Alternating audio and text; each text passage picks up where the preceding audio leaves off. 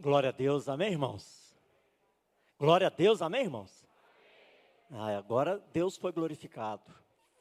Irmãos, nossa participação do culto precisa ser uma participação ativa, dinâmica.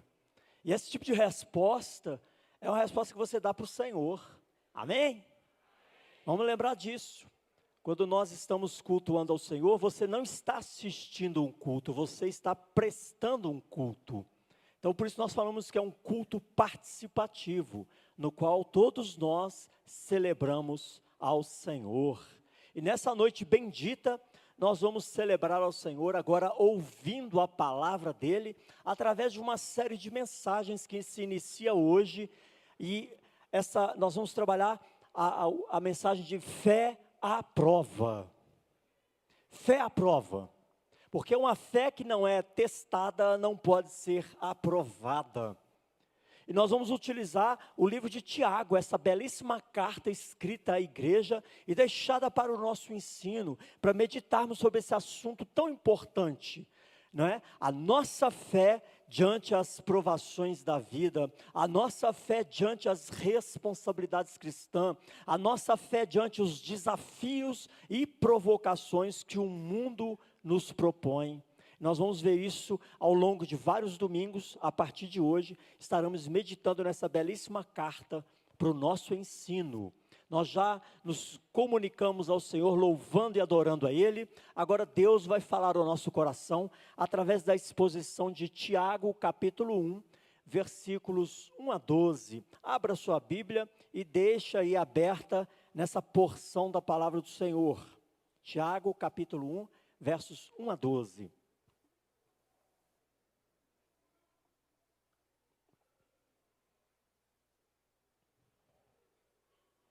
Nós vamos aprender com a exposição deste texto bíblico, como enxergar a vida.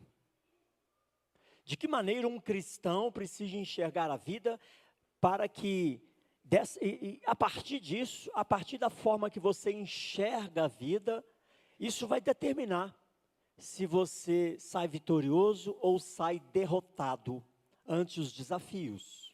Como você enxerga a vida? Nós vamos aprender 3 perspectivas bíblicas extremamente importantes na nossa caminhada, a partir desses 12 versículos de Tiago 1. Vamos fazer uma leitura responsiva. Eu lerei os versos ímpares, os amados irmãos com boa voz, os versos pares. Vamos iniciar, queridos? Tiago, servo de Deus e do Senhor Jesus Cristo, às 12 tribos que se encontram na dispersão, saudações.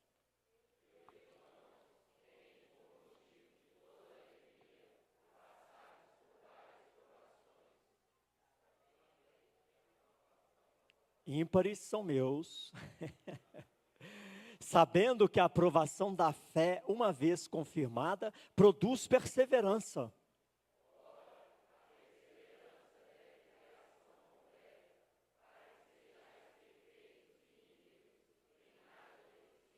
Se, porém, alguém de vós necessita de sabedoria, peça a Deus, que a todos dá liberalmente, e nada lhes impropera, e se lhe é concedida.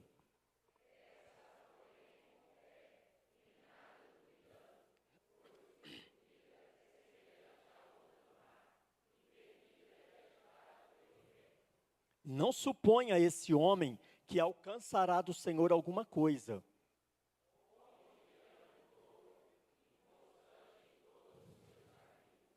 O irmão, porém, de condição humilde, glorie-se na sua dignidade.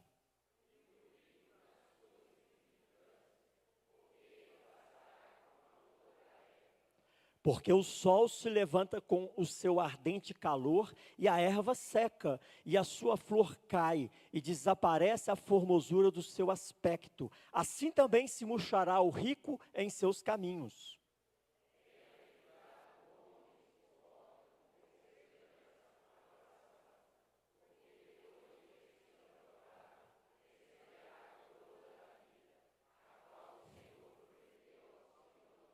Glória a Deus, amém, irmãos? Vamos orar? Feche os seus olhos, peça ao Espírito Santo que aplique essa palavra no seu coração, que nos desperte para enxergarmos a vida como ela precisa ser enxergada na perspectiva do reino de Deus.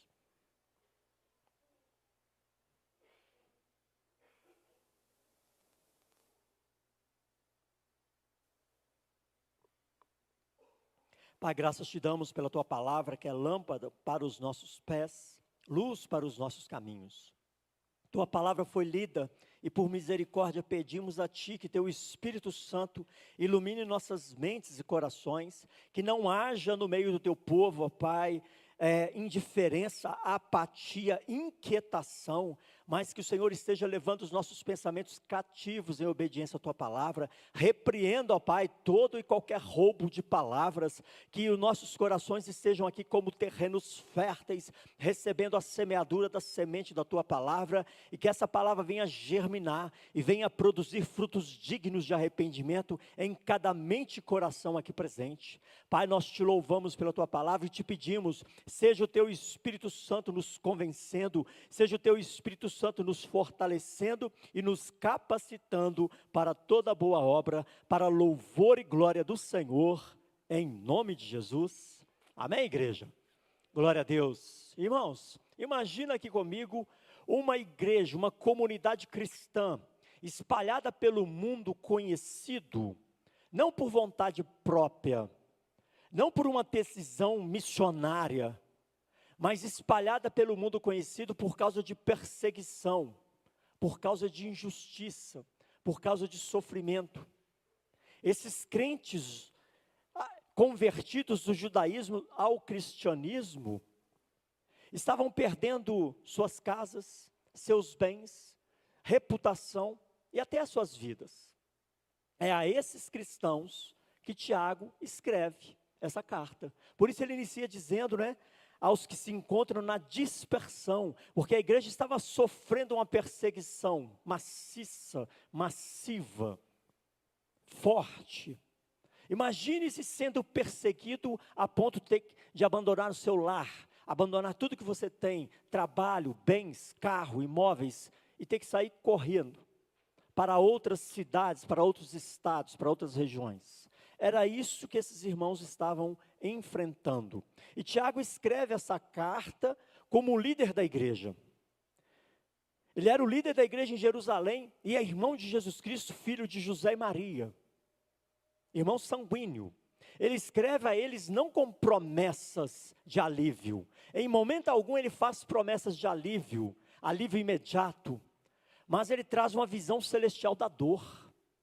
É essa visão que eu e você precisamos adquirir urgentemente, uma perspectiva celestial a respeito das provações, das tribulações, das lutas.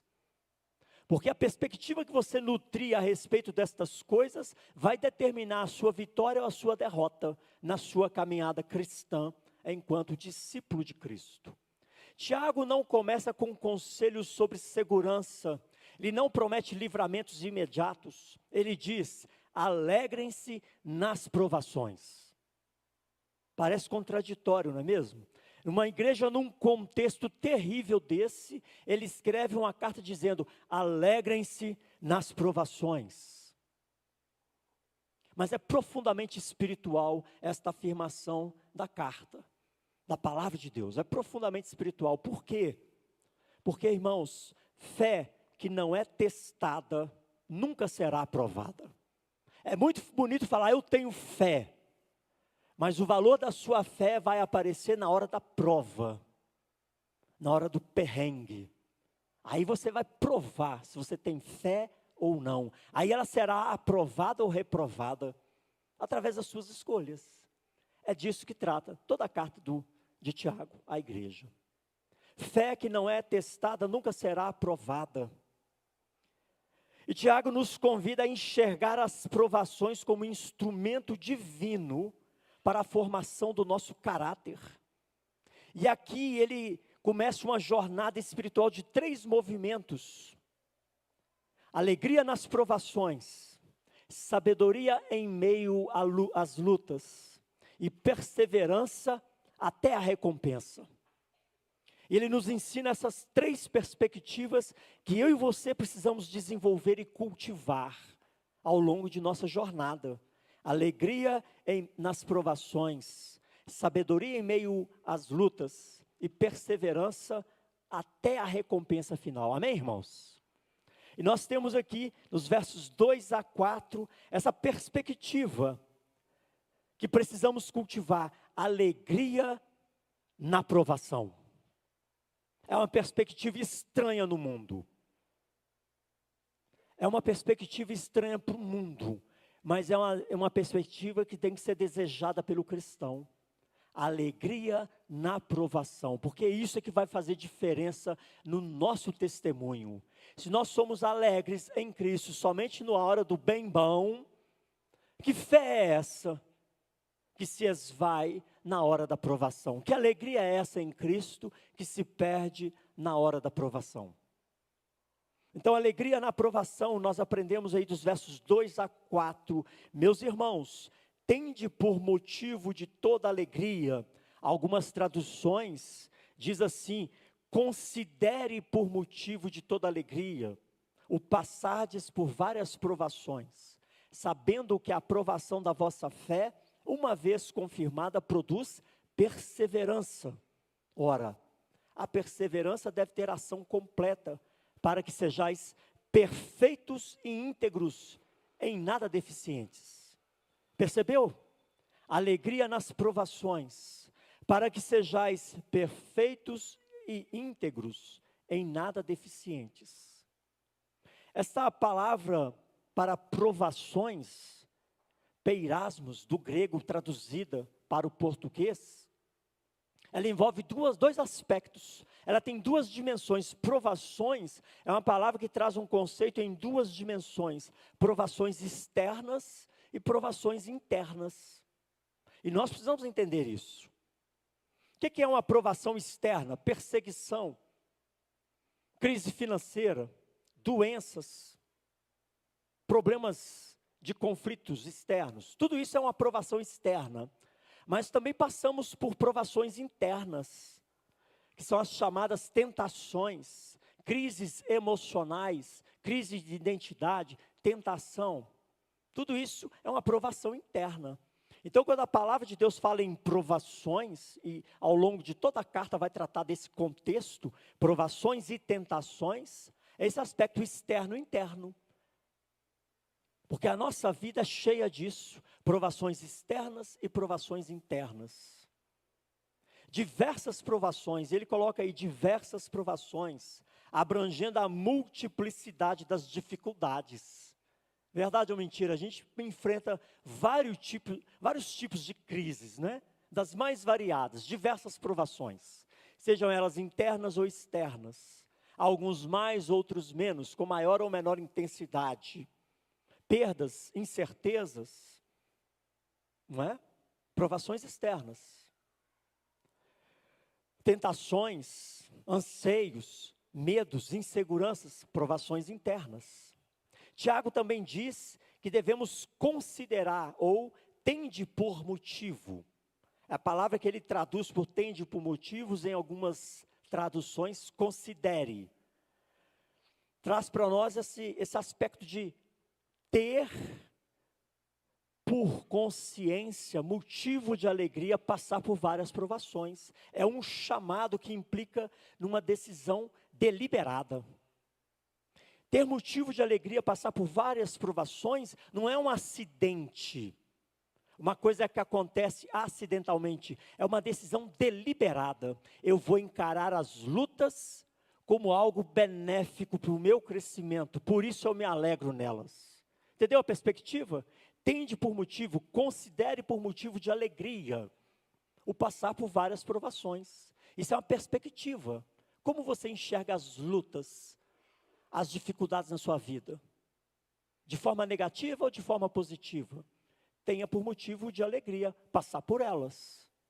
Por quê? Porque é por meio delas que nós vamos crescer. Quando temos uma decisão deliberada de nos alegrarmos nas provações, enfrentando todas elas, dando glória a Deus, caminhando firmes, nós crescemos, nós amadurecemos. Isso não é natural, irmãos. Se alegrar no sofrimento não é natural. mas é uma decisão consciente. A fé em Cristo redefine a nossa lógica emocional. Normalmente as pessoas choram e esperneiam ante as dificuldades internas e externas. Nós somos chamados a nos alegrar nelas. É uma redefinição da lógica espiritual. Por quê? Já reparou que a palavra de Deus não fala como você deve sentir, mas fala como você deve pensar? Pense nas coisas lá do alto, transforme pela renovação da vossa mente. Porque, irmãos, expectativas, frustrações, decepções, têm a ver como você enxerga, como você pensa a vida. É uma decisão, aquilo que eu nutro na minha consciência. Por isso, tende por motivo passar por várias provações, sabendo que por meio delas, Deus está te aperfeiçoando. Por isso se diz, tudo coopera para o bem dos que amam a Deus. Então toda luta, seja interna ou externa, vai cooperar para o seu crescimento, se você tiver com a perspectiva correta, com a visão correta, a respeito das lutas, das provações. O propósito da provação não é punir, mas é testar a fé. Como ouro purificado, a sua fé será provada. 1 Pedro, capítulo 1, versos 6 a 7, traz essa visão, essa perspectiva das provações. A nossa fé é provada como ouro. Para tirar a impureza, você tem que ser provado em alta temperatura. Seja provação interna ou externa. Para descobrirmos quem nós somos diante de Cristo. Devemos entender que a prova da fé não é para destruir, mas é para desenvolver a perseverança, do grego hipomoné. Perseverança, irmãos, trazendo o conceito do grego para os nossos dias, que é um conceito um pouquinho mais profundo. Perseverar é permanecer firme debaixo de pressão. Imagina peso sobre peso em cima de você. Perseverar é você permanecer firme com toda essa carga sobre a sua vida. Isso é perseverança. Não é simplesmente continuar, é continuar firme, apesar das lutas, apesar das dificuldades. E essa perseverança é muito mais que paciência, muito mais que tolerar, muito mais que continuar, é uma resistência ativa, intencional. Está difícil, mas eu vou enfrentar todas as dificuldades glorificando o meu Senhor, tomando atitudes e escolhas que o glorificam. Isso é perseverança aprovada por Deus. Essa é a perseverança que o Espírito Santo vai produzir em você na hora da luta, desde que você seja aprovado. Amém, igreja? Gálatas 5, 22 fala sobre isso.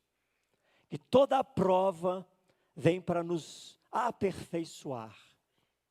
Mas eu preciso ter a perspectiva correta das provações, para entender que é uma oportunidade para crescimento. Provações não são interrupções ou rupturas na caminhada cristã. Provações são o ambiente, o meio, onde a sua fé será aperfeiçoada. Amém, igreja? Esse é o meio, é a forma na qual a sua fé será aperfeiçoada. Uma fé madura, experimentada, fortalecida. Deus não está nos punindo com a aprovação. Ele está nos promovendo através dela. Amém? Enxergue cada luta como uma possibilidade de promoção. Promoção do servo de Deus. Você está sendo amadurecido, fortalecido, tendo oportunidades de amadurecimento através das suas lutas. Desde que a visão esteja no lugar certo. Perspectiva correta. E aí nós devemos nos perguntar, diante dessa primeira perspectiva, alegria nas provações, pergunte-se, ao invés de buscar escapar das lutas, das dificuldades, você tem orado para crescer nelas e através delas? Diante disso eu tenho que me fazer essa pergunta. No momento das lutas, das dificuldades, eu tenho buscado fugir, escapar, tenho recuado, tenho negligenciado a vontade do Senhor, ou tenho no meio do caos, orado e buscando, Senhor, me ajuda a crescer nessa situação, me ajuda a aprender o que eu preciso aprender nisso aqui. Qual tem sido a sua atitude em meio às lutas? Hebreus 11 diz assim: nenhuma disciplina parece agradável no momento, mas produz fruto de justiça aos que por ela são exercitados. Provações é um exercício de Deus para produzir em nós frutos de justiça. Amém, igreja? Entenda essa perspectiva do reino. O objetivo de Deus não é o seu conforto, é a sua conformidade com o caráter de Cristo. Você quer ser conformado ao caráter de Cristo? Ser cada vez mais parecido com Cristo? Provação é o caminho. É o processo de Deus para nos conformar ao caráter de Cristo. Romanos 8:29 nos fala essa verdade. Sua dor pode estar gerando em você um caráter que nenhuma vitória terrena produziria.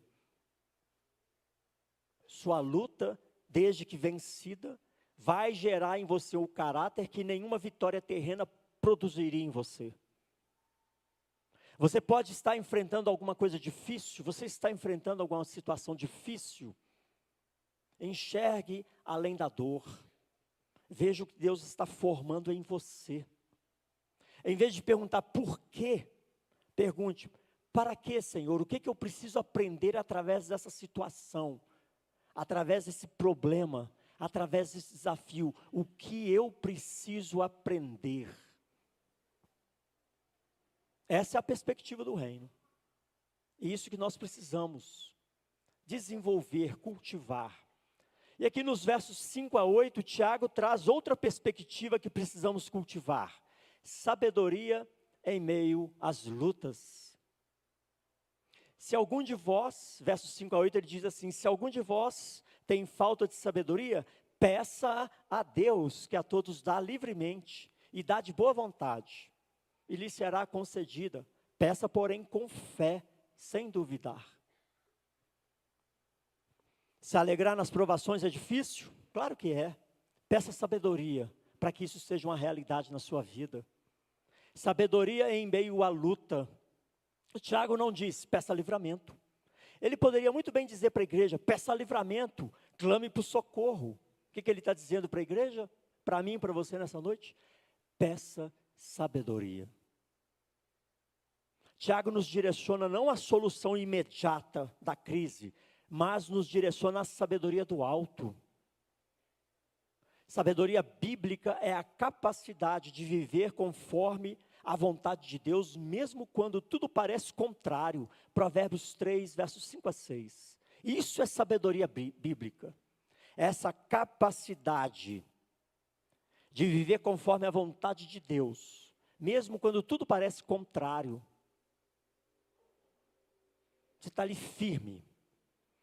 As pessoas ao redor estão questionando, estão duvidando, estão arrancando os cabelos, mas você está firme na presença do Senhor, aguardando a manifestação da glória do Senhor, focando no Senhor, servindo ao Senhor.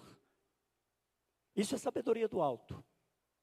É a capacidade de agir com discernimento em situações difíceis. Sabe aquela situação que você fica sem saber o que fazer? Não espere a situação acontecer, já esteja orando e pedindo sabedoria ao Senhor. Senhor, me dê sabedoria, me dê graça em cada situação da minha vida, para quando chegar esse momento você saber o que fazer, que resposta dar, que escolha fazer. O nosso problema é que nós oramos pouco. Nós pedimos dinheiro, trabalho, cura, saúde, mas nos esquecemos do mais importante, sabedoria. E na hora que o bicho pega, você tem que responder e responder rápido. E aí não dá nem tempo de orar, não é mesmo? Quantas decisões tomamos sem sequer orar, sem sequer consultar a palavra do Senhor? Pedir sabedoria, irmãos, não é um ato intelectual, é um ato de dependência espiritual. Quando nós nos curvamos ao Senhor em oração, nós estamos revelando a nossa dependência. Senhor, eu dependo de Ti. Me dê graça, me dê sabedoria. Tiago adverte contra o homem de ânimo dobre. O que é uma pessoa de ânimo dobre? É uma pessoa de duas almas, é uma pessoa instável, dividida entre fé e incredulidade, entre Deus e o mundo. É uma pessoa que não tem uma lealdade firme. A dúvida aqui, irmãos, homem de ânimo dobre, não é apenas uma dúvida racional. Duvidar, a gente tem dúvidas racionais, mas é uma lealdade dividida. É um coração que hesita entre confiar em Deus e se apoiar nos próprios caminhos. Isso é um homem de ânimo dobre. E esse homem não alcança nada de Deus, porque sem fé é impossível. Perspectiva. Nós precisamos mudar a nossa perspectiva. Sabedoria em meio às lutas. Precisamos clamar e orar por essa capacitação do alto. A sabedoria do alto, conforme Tiago 3,17, é marcada por pureza, paz, humildade e submissão. A verdadeira sabedoria é marcada por essas 4 características: pureza, paz, humildade e submissão. O verdadeiro sábio é esse que expressa essas 4 características nas suas escolhas, nas suas decisões. Oposta à sabedoria do homem, a sabedoria terrena, que é marcada por ambição e inveja. Dá para perceber, não dá? Conhecimento, sabedoria terrena é marcada por ambição e inveja. Sabedoria do alto é marcada por pureza, paz, humildade e submissão a Deus. Totalmente diferente. É essa sabedoria que nós precisamos clamar e testificar onde quer que nós estejamos, principalmente na hora da dor, na hora da tentação, na hora da tribulação.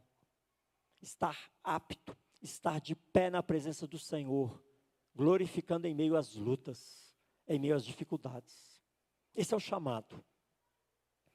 A sabedoria de Deus não tira o crente da prova, mas o ensina a caminhar por ela com fé e propósito. Essa sabedoria nos guia a caminharmos com fé e propósito. Deus não vai tirar você, vai te livrar das provas, mas vai te ajudar a caminhar por elas. Amém, igreja? E é isso que nós precisamos pedir. Em momento algum, Tiago está pedindo livramento, mas ele nos ensina: peça sabedoria. E aí eu preciso pensar: que decisões eu já tomei sem consultar ao Senhor, sem buscar no Senhor? Que decisões eu tomo na pressa, na correria, no calor do momento, na hora do desespero? Devemos orar por discernimento antes de decisões importantes. Devemos buscar essa sabedoria e ela está disponível. Mas precisa ser buscada com fé. Precisa ser buscada diariamente. Isso é para aqui e agora, não é para amanhã. Porque o amanhã pode exigir de você uma resposta. E eu preciso estar apto a responder para a glória de Deus. Amém, igreja? Em momentos de crise, clame pela sabedoria do alto, pura, pacífica e amável. Confie em Deus, mesmo que você não entenda o para quê daquela situação.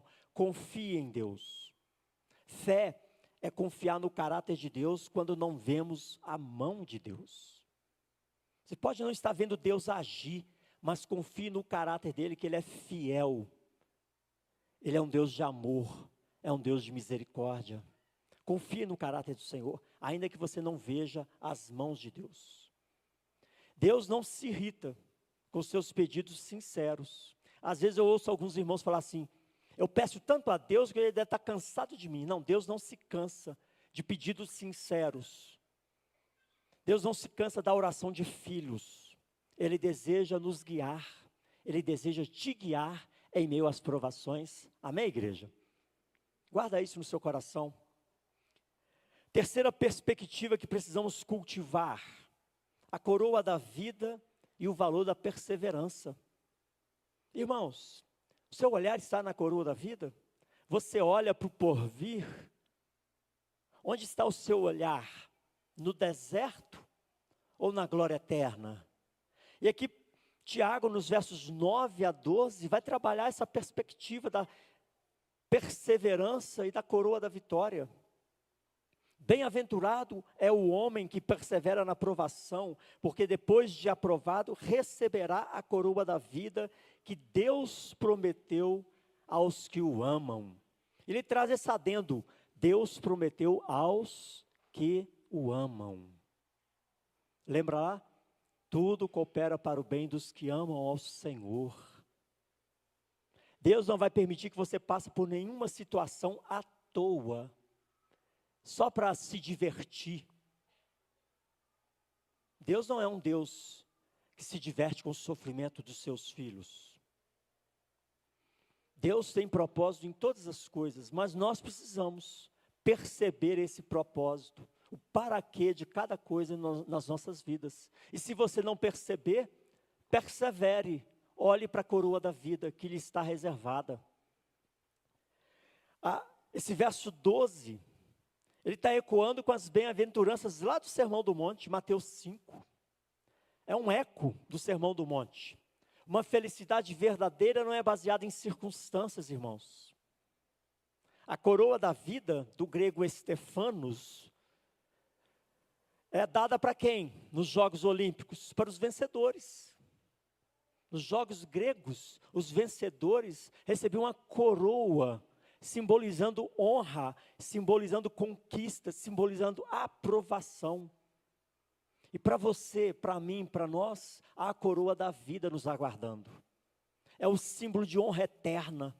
É a mesma promessa feita lá em Apocalipse 2:10. Ser fiel até a morte e dar-te-ei a coroa da vida.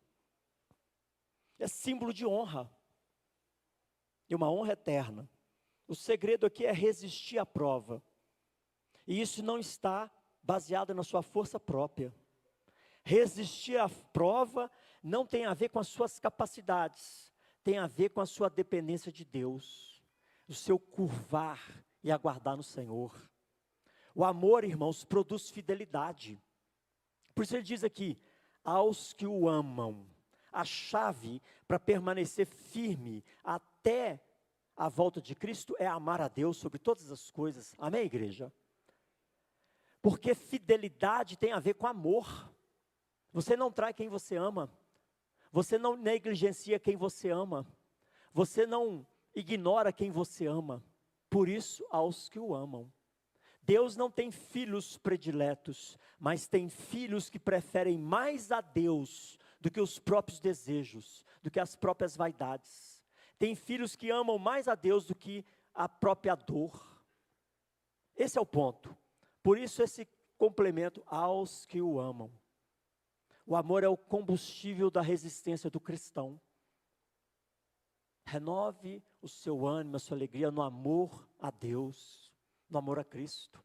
O contraste, ele traz aqui nos versos 9 a 11, um contraste, né, que parece que caiu assim meio que sem nexo, né? Ele fala do rico e do pobre. Mostra que as provações igualam todos, ricos e pobres. Porque muitas vezes nós justificamos as lutas, porque eu não tenho recurso, não é assim? Mas ele está igualando, tanto o rico quanto o pobre, passa por provação, passa por luta, passa por tentação. Isso não é desculpa para ninguém. E as provações vão igualar todos os seres humanos diante de Deus.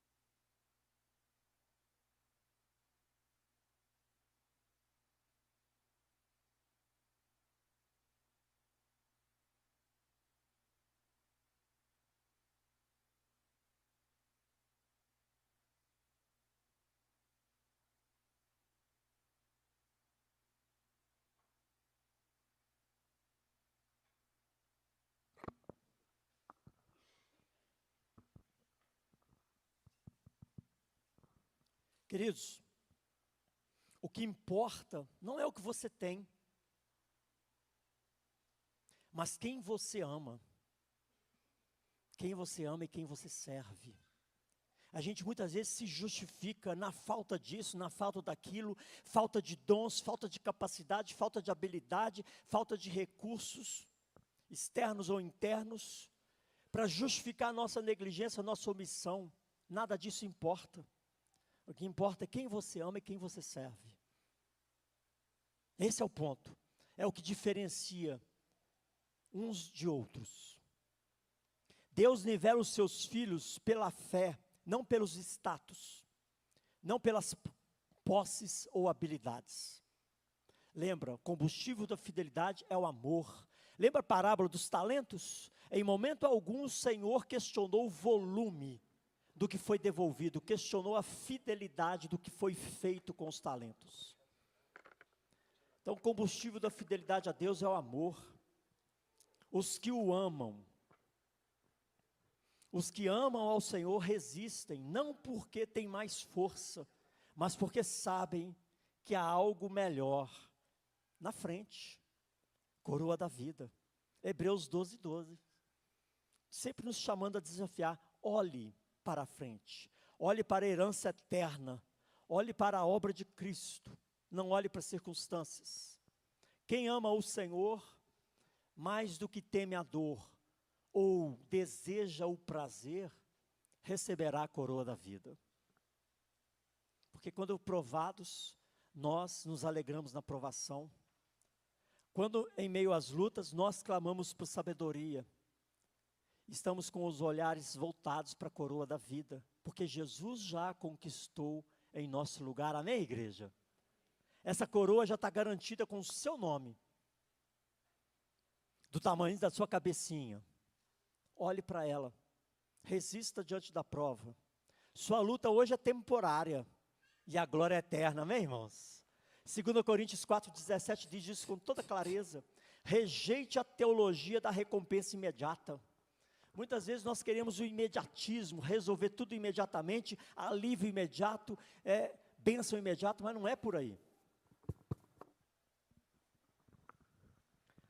A coroa é para depois da aprovação. A coroa da vida, a honra eterna é para depois da aprovação. Não é para agora. Você está sendo tentado a desistir da caminhada espiritual? Lembre-se, Deus vê e Ele recompensa. Há uma coroa reservada a todos nós. Foca nisso. Saiba que todas as tribulações são momentâneas e passageiras e vão cooperar com o seu crescimento. Se você olhar para elas do jeito certo, você vai amadurecer. Porque o caráter de Cristo está sendo formado em você através de cada uma delas. Essa é a perspectiva do reino. É dessa forma que nós devemos olhar para as tentações, para as tribulações, para as lutas. Queridos, Tiago 1, versos 1 a 12, nos mostra que fé verdadeira não é medida pela ausência de problemas, mas pela perseverança em meio a eles, trazendo para nós um retrato vivo de uma fé viva, uma fé que reage com alegria nas provações, porque sei que Deus está trabalhando em mim e através de mim. Uma fé que busca sabedoria para não tropeçar no caminho. Uma fé que permanece firme até a recompensa eterna. Amém, irmãos? Guarda essas três perspectivas para caminharmos firmes para a glória do Senhor. A provação é o campo de batalha onde guerreiros da fé se tornam vencedores eternos, amém? A provação é esse campo de batalha no qual Deus te fará vencedor, para a glória dEle. Então fica aqui um desafio, para mim e para você. Você está passando por provações? Tome a decisão de enxergar as suas provações com fé e alegria. Porque vai ser assim que você vai testemunhar quem é Cristo na sua vida, amém, irmãos? As pessoas vão olhar espantadas e falar assim, eu quero conhecer esse Jesus. Porque você está passando essa roia, esse aperto todo e está firme, com fé e alegria, eu quero isso para mim. Testemunhar a fé não é difícil, irmãos. O problema é que a gente não tem a perspectiva do reino. Nós ainda temos uma perspectiva muito material, muito carnal das coisas. Ore ao Senhor, Senhor, me dê olhos espirituais para ver o que o Senhor está formando em mim através dessa luta, através dessa tentação. Ao invés de ceder à tentação, peça: Senhor, não me deixes cair em tentação, me modela, me fortalece. É assim que a gente deve orar na hora da provação interna ou externa. Senhor, me dê alegria para enfrentar isto aqui, dê nome aos bois. Segunda aplicação, peça: você precisa de sabedoria? A fonte é inesgotável. A fonte é inesgotável e é acessível. Clame agora mesmo. Peça com fé. Deus não nos deixa sem direção. Ore: Pai, me guia com sabedoria, para que eu não perca o rumo, para que eu não me perca nas crises. Me dê sabedoria. Ele é que te convida a isso. Terceira aplicação, irmãos. Você está cansado de ser crente? Está pesado? Está angustiado? Olhe para o final. Olha para o final da corrida. Um atleta, quando se prepara anos por uma corrida, o foco dele é a taça, é o prêmio. Não é a extensão, não é a dor, não são as dificuldades, é o prêmio. Ore para a coroa da vida que já está reservada a você nos dias do juízo. Amém, irmãos? E peça ao Senhor: Senhor, me fortalece, para que eu persevere te glorificando até o fim. Feche os seus olhos. Esse texto é um texto desafiador. É um texto que nos desafia a amar em meio às lutas, nos alegrar em meio às tribulações. Ora ao Senhor: como é que está o seu coração diante as provações, diante os desafios? Como você enxerga a vida? Faça uma oração silenciosa e peça: Espírito Santo, aplique essa verdade no meu coração, molda a minha forma de enxergar a vida.